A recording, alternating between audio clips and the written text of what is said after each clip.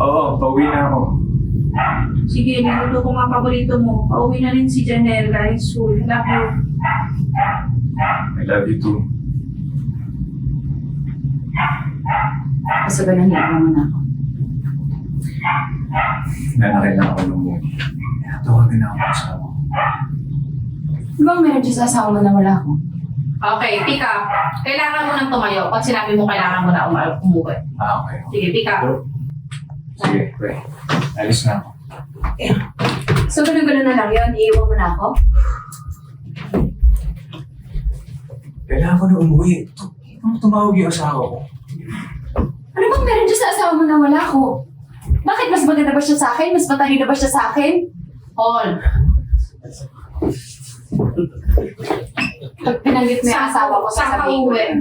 Hindi kasi sinabi niya na kung saan siya uuwi.